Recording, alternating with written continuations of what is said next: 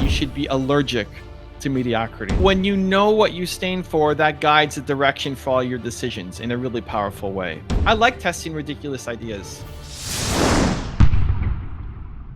Hey, this is Livia from Thrive Tank TV, and today I have the pleasure to do an interview with Evan Carmichael. Welcome, Evan.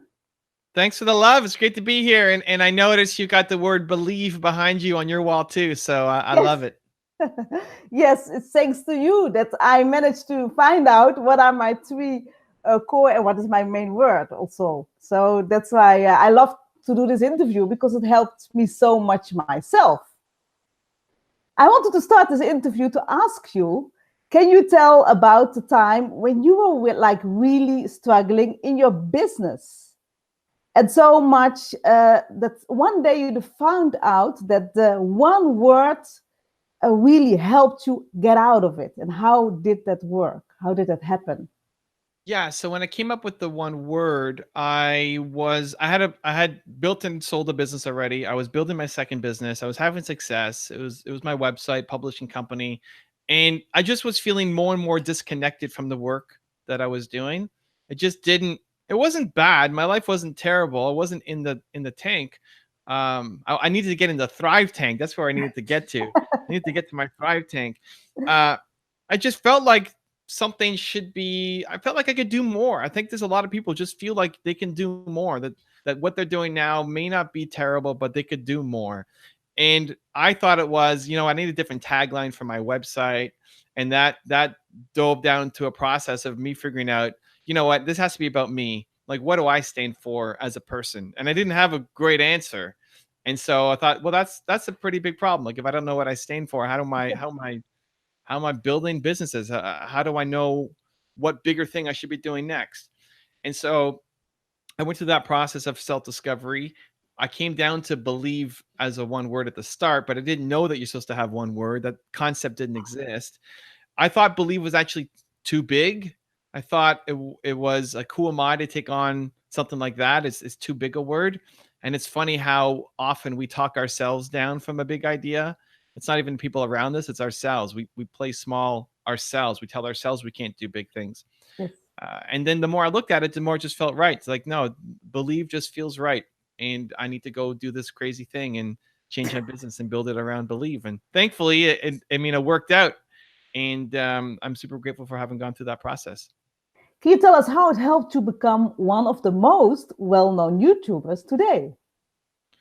So when you know what you stand for, that guides the direction for all your decisions in a really powerful way.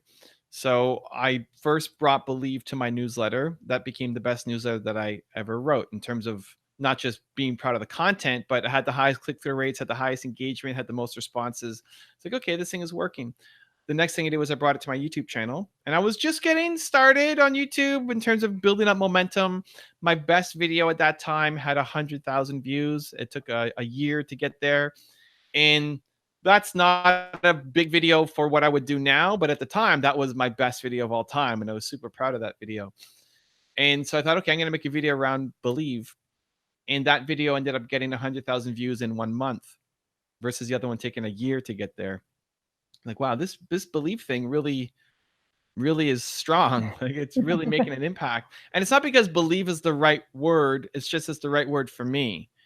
And everything that I touched that was around belief just did better than everything else. And it's because it allowed me to flow and inject my creativity just a lot more. I was speaking to who I was and what I stood for, and it resonated more with my audience. And then that now becomes the starting point for every video that we make. There has to be believe in every video. Whether I say believe or it's just the intention of believe. So as an example, believe is very positive. It's very aspirational. We don't do any negativity in the videos. So it's not the 10 stupidest things that XYZ person has ever said. Why you should hate this person or not.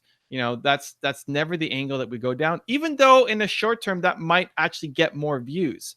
I think negativity in the short term wins. Like, people want to see other people lose a lot because it makes them feel better about their life. And so for me, it's super easy. We're not showing negativity because it's not believe.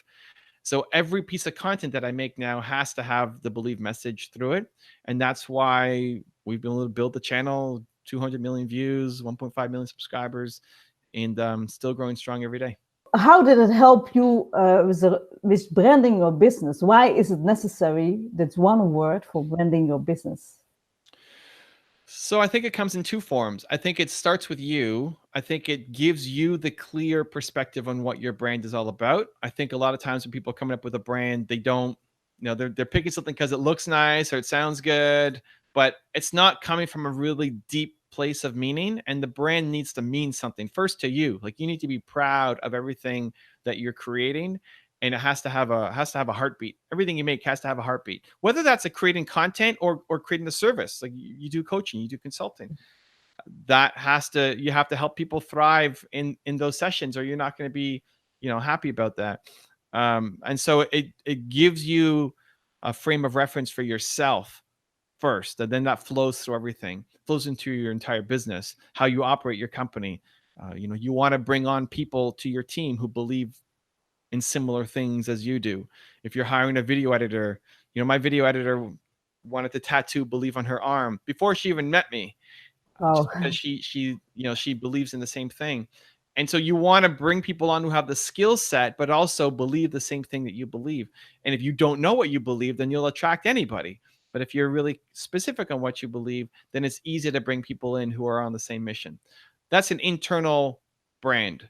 And most people look at the external, which we can get to, but like that's the internal brand. You need the internal compass, because if the external is one thing and the internal is something else, you're not going to be happy. You're going to feel like a fake. You're going to feel like you're always having to live up to something that you're not. The external then is what people perceive it as. When people see your content, when people see your product or yes. service, your branding, your Instagram and YouTube and all of that, what do they think? What do they feel? If it's too complicated, they won't be able to share it. People could love your stuff, but if they can't articulate it clearly to their friends and their colleagues, they're not going to share it. I think of corporations that have their 13 core values that nobody actually knows. Nobody shares it because it's too complicated. Like if you need me to remember 5 things about you to share it, I'm not going to. It's just, even if I love you, like I'd have to love you insanely a lot Deep. to remember those 5 things. But if it's one thing and people know me for believe, they want more believe in their life, you should talk to Evan. You should go watch his YouTube channel. You should subscribe to him. You should check out what he's doing. It's just easy to remember because people have busy lives. It's not that they don't want to talk about you. You're just making it too complicated. You're introducing too much friction to them. So you want to make it easy. And so using Yeah. a one word makes it easy for people to talk about what you're up to. Yeah, we have to simplify everything in life, right? To get the results we want. Yeah, and there's a lot of power in simplicity. People think Yes. simplifying makes it too bland, too boring, too simple. It's like, why can't be defined in one word? No, you're overcomplicating things. Like if you really are great at something, you should be able to explain it really simply. You should be able to make a message in 5 seconds, 30 seconds, a minute, 5 minutes, 10 minutes, an hour, a day. Like you should be able to blow up and shrink down your message to whatever is needed for the context. If you need somebody to sit with you for half an hour to explain what your business is all about, you're going to lose. So when did you actually understand the power of your one word, that you say like, this is right, this is the right word for me? And yeah, so it wasn't immediate. Again, I came up with believe. I thought it was too big. I thought this is ridiculous. Like honestly, as I went through the exercise, I thought it was ridiculous. Now I didn't have like a formal plan. I was just, I wrote the book. Nobody wrote the book, so I had to stumble my way through. But I thought, okay, I at least test it. I like testing ridiculous ideas, right? It's not like I'm gonna rebrand everything from the start around believe. I tested with my newsletter. Oh, it worked. Okay, awesome. I'm gonna test it with my YouTube channel. Oh, it worked. Amazing. And then it just kept doing new tests and new tests and new tests. So having the ridiculous idea, I think, is great, and then just finding some small way to make momentum on it and see if it works or not. And then just as I started getting results, I just tested it in more spots. So I thought, okay, how does this apply to the hiring process? So I was posting my next job ad and I said, I'm looking for a video editor who believes in entrepreneurs. And I led with the mission of what believe meant. Before I even talked about what your responsibilities are, what your job would look like, I led with believe in the mission of helping entrepreneurs. And it worked out. Like, I was so grateful because some people will read that and say, this is the stupidest job ad I've ever seen in my life. Great. Like, don't apply. We're not like, we won't be a good fit together. If you don't love entrepreneurs and you don't like believe, you won't enjoy working with me. And then others like Christina, who saw, is like, wow, this is amazing. Like, I'm looking for this, and they work harder to win that job. And so I was blown away by how it invades everything. So it's not just, I started as, I need a slogan for my website, and it became the entire filter through which I see the world. It blew up to this big thing. And so I started finding some results myself with it. And then I thought, has anybody else done this? Has anybody else created a brand and a life and a business around one word? It seems ridiculous. And then I found different people, and I went and I talked to them and I interviewed them. And what I found was they all kind of just did it themselves too, just like I did. Wow. They had no map, no guide, nobody kind of teaching them what to do. There was no book. And so that became the book. So the first section of the book is about how to find your one word, the process that I went through, and then made faster and simpler for people, so you don't have to take weeks and weeks and weeks to get it.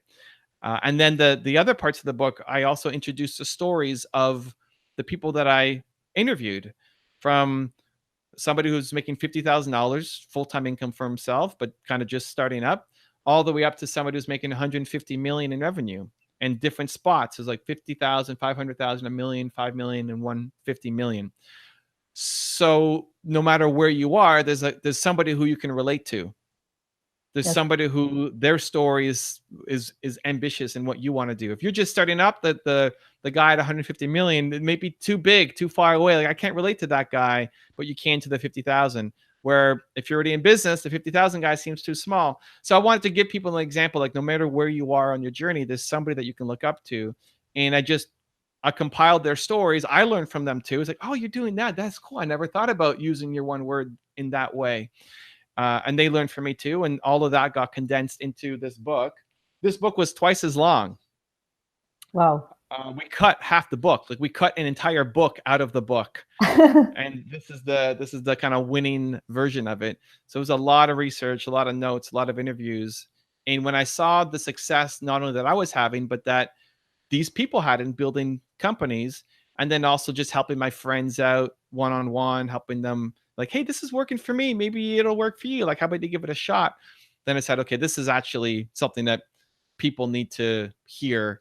And so I'm going to write the book on it. So actually in the book, it says, like, you were really frustrated with something, and that made you help find your one word. Can you explain a little bit about that?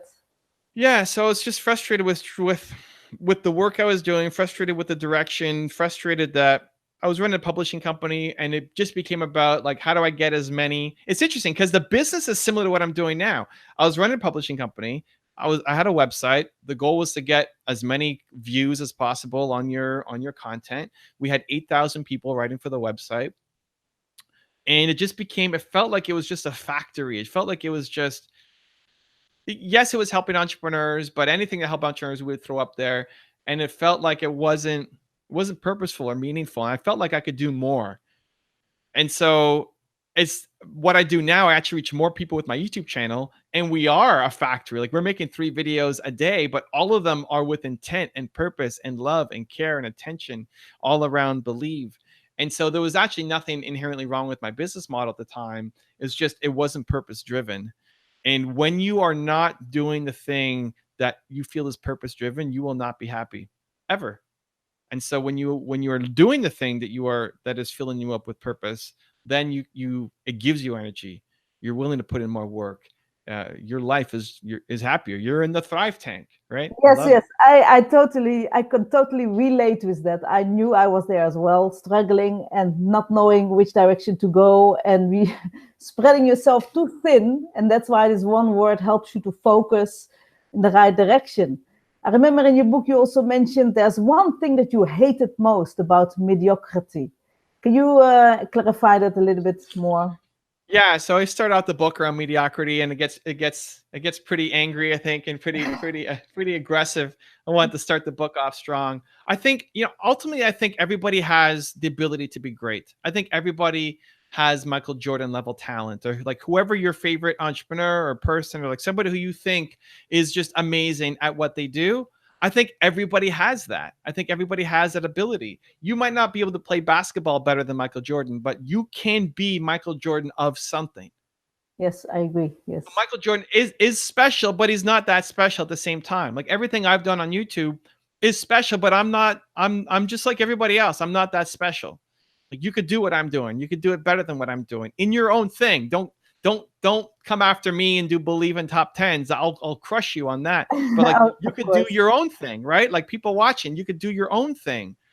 And so most people settle for just a mediocre life. It's just okay. You're just paying your bills. You may not hate your life totally, but it's just okay.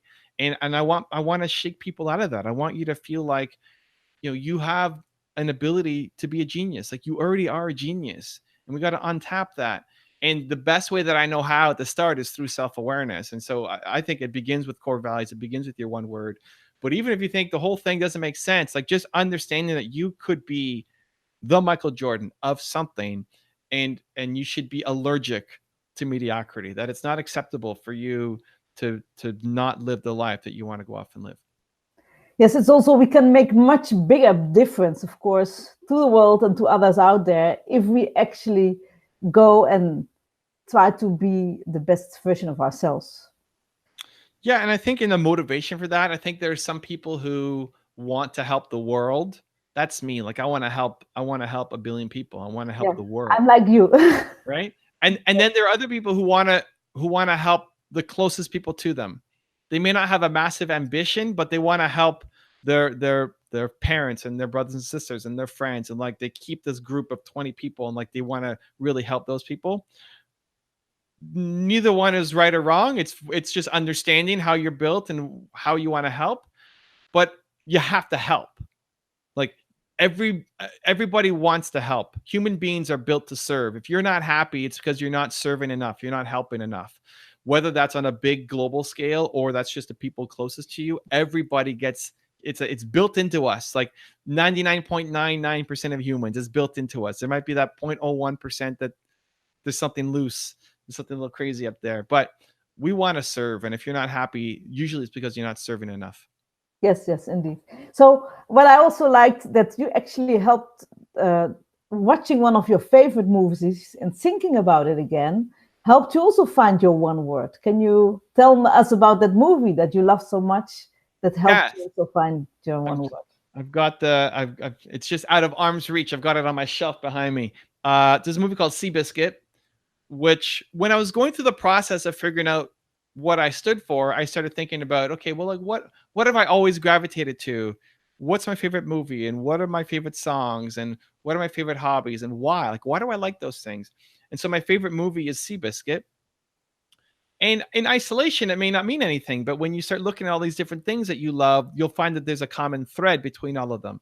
So, Seabiscuit, for those of you who may not have seen it, who are watching, it's about a racehorse, and the racehorse is a small horse that nobody thought would win, and with a jockey that's too big to be a jockey, and an owner that has no money, and a trainer that everybody's given up on, and so like all of these things that seem like there's no way that this horse is gonna win anything. Like just put it out of its misery, get rid of it. And somehow these four, losers come together, and it becomes one of the most successful, racehorses of all time. And it's based off a true story. And that it's the believed story. Like nobody believes in this horse and the jockey and the owner and the trainer, but they believed in themselves enough to give it a try, and they ended up winning a whole bunch of races. And so I've watched that movie 20, 30 times. I don't know how many times. And I didn't know why I liked it so much. I liked it. And then now I get it, right? It's belief. And Yes, so that's the whole point of the exercise, is that it gives you clarity on all the past decisions that you've made. It gives you clarity. Now it makes sense why you did this and this and this and this, beyond just saying, well, I liked it. Now it makes sense why. And then even more important than the past self-awareness is it gives you a guide going forward. It allows you to plan your future, plan your schedule, plan your activities, build the life that is in alignment with who you are. Yes, I think it's so true. To what is so nice is that actually by looking back to the things we liked in the past and the things we hated, it will help us find why we are here on earth and what we are to do and how we can make a difference in our life. For me, finding the word thrive was like, because I hated struggling. I hated people struggling. I had been seen then all my life when I was younger. And then I saw some movies around that as well. And then in the end, beyond all expectations and defying all the odds, the people started to thrive. And that's how I discovered my word thrive, what I found so beautiful. Yeah, it's great. That was a great point of context. As I went through writing the book, I actually did not have the negative side at all. The think of what you hate. Because it's not how I'm wired. I never really think negative. I'm always super on the optimistic side. But as I started helping out entrepreneurs, a lot of them had a hard time going positive and finding what their one word was. They were constantly struggling. And so I just suggested, hey, like, okay, forget about the things that make you happy. What do you hate? Like, who do you hate? Which teacher did you hate growing up? Which friend or colleague or someone at work or classmate did you just absolutely hate? Not that they're wrong or they're a bad person. There's just something about them that you don't like. And some people find it easier to do that and think of like, this is what I like. I hate struggle. I hate struggle so much. Right. And then that's your anti word, and just go the opposite and you find thrive. And so that was because of the coaching I did, helping different entrepreneurs one-on-one and finding their one word. That was a nice little addition to the book in one of the exercises. So that if you have a hard time finding it going positive, it may even be easier to go negative to figure it out. Yes, I can totally vouch for that. Yeah, for me, it helped both to check if it's really the right word. Really, Yeah, it was really good. Yeah. I also wanted to ask you, what was the reason behind you writing the book? What did you wanted the readers to get out of it? So I didn't want to write a book. I thought a book was not as helpful as it used to be. My agent wanted me to have a book. Like, you need a book to get brand deals and to build your name. Like, I don't need a book. Like, times have changed. I have a YouTube channel. I have more people watching my channel than most of these authors who have, tons of books. So like, I don't need to have a book. So I was very against books, and I have 2 books now. And that, I mean, it's also a sign for myself. It's just because I say, like, you never say fully no. I'm always open. If a book is the best thing for me to do, I'm open to it. What ended up happening as I went through the process of interviewing all these different people, I realized, you know what? I just feel like it's better to have a manual to go through than to make it videos. I had a hard time picturing the value for entrepreneurs in watching 20 or 30 different videos on it. I think they would get more from reading it and doing the exercises in the book. And so it just felt like it was just a better execution. It's like, if I want people to find their one word and I want them to start living it and applying it to their business and their life and start making money using it, I just thought the book would be a better, as much as I didn't want to write the book, I felt the book would get a better result for entrepreneurs than videos. And so that's why I did it. So, what is the impact that you wanted to have with your book? I think with any piece of content or any product that you launch, you want people to use it. You want people to get a benefit from it. I think for me, with your one word, the first part just around self-awareness, even if you only read the first section, which is helping you find your one word, there's 3 sections: core, campaign, company. Even if you just read core and you just figure out, wow, I'm about thrive. Yeah, holy cow, that makes sense. Like, everything I've done is about thrive, and I don't want to see people struggle. Just knowing that is so valuable. It's like, you can make so many important decisions, and life makes more sense just understanding what your one word is, what you stand for, your most important core value. Uh, so I hope people go through that exercise. And then if you want to build a company around it, that's section 2 and section 3. When I did a test audience for my book, I gave it to 30 people who were friends, who knew me. Half of them were entrepreneurs and half of them were not entrepreneurs. I knew it would do well in the entrepreneur community. I was curious, like, if you're not an entrepreneur, how much do you like this content? and they still found the exercise in this first section really, really valuable. And we're thanking me. It's like, okay, I think it's something just, I think people just lack self-awareness. And so having that understanding just sets you up for life. And so I hope people read it, spend time going through the exercises. Don't judge yourself or be too hard if you don't get it right away. Some people get it instantaneously. I took a long time, partly because they didn't have the book to guide me, but it's okay. Like, it doesn't have to, you don't have to get it right away. It can take a little bit of time. It's, I think, one of the most important exercises you're ever going to do in your life. And so, listen, if it takes 2 weeks to get it, it's okay. You got the rest of your life to apply it and live it. So what is the most important lesson that you got from writing the book? The most important lesson I got from writing the book probably is that different formats work. Some people love books. Some people love videos. Even within the book, only less than half the books are book sales are actually physical books. More than half are the audio version and the ebook Kindle version. And when they asked me to go and do an audio version of it, I said, absolutely, I'm happy to do it. Like, I want to read it. I don't like it when I would get an audio book from somebody and it's not the author, it's some actor doing it. I think a lot of authors get lazy and they don't want to read their own book. I didn't like that. So if there's an audio version, I'm 100%, like, they paid me to do it, but I would do it for free. Like, nobody's reading my book. It's me. It's got to be me. And that was 3 full days, I think, of recording. And so just understanding that, listen, that, like, that worked. Like, people consume content in different ways. And that was the experiment. The experiment was, I think it works better as a book than a video. And I didn't know if that was true or not. It was another ridiculous idea. Let's try it and see what works. And it did work. And so it gave me the confidence to write the second book, and also then, expand into other paths, other avenues. Because I think as entrepreneurs, you need to constantly be creating, constantly be evolving. When you get stuck in the same routine and same habits and it becomes boring.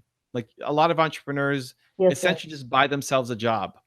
It was exciting at the start because it's all fresh and new, but then you're just doing the same thing every day. And so if you want to thrive, right, you have to be doing a little bit of something new consistently, because that's where the spark, that's where the entrepreneurialness comes out. And so having the courage to go and test out a ridiculous idea, knowing that most of them won't work, and that's okay. Just to test alone was worth it. And every now and then, some of them will hit. Yes, I totally agree with that. We always have to continue growing and learning and striving to thrive. And also, what I wanted to ask you is, what is one reason why people should absolutely buy your book? That's interesting. So I never really get into pitch mode for the book, but maybe I should. I think if you feel like there's something more, if you feel like there's another gear that you haven't reached yet, I think it's a valuable exercise to go through. You don't have to be in the dumps feeling like life is over and you suck. But if you know that you're capable of more than what you're doing right now, I think it'll really help you. It's I don't know, $16 on Amazon or something. It's a pretty affordable test to go through. And if you actually commit to doing the exercises, I think it could be life-changing for you. I want to thank you, Evan, for being here. And I want to ask you to do together our final, the gesture, which you also teach in the book, which is, for me, this one, which is unleash the diamond within. Unleash the diamond within. Share your brilliance. Share your brilliance. Go out there and shine. Go out there and shine. Because the world needs the beauty. That's you. Because the world needs the beauty. That's you. Thanks a lot, Evan. I love it. And believe. Believe, indeed. If you have a podcast or interview show and want me to be a guest on it, I have 2 options for you. There's a link right there next to me. Go click it. And I look forward to being a guest on your show.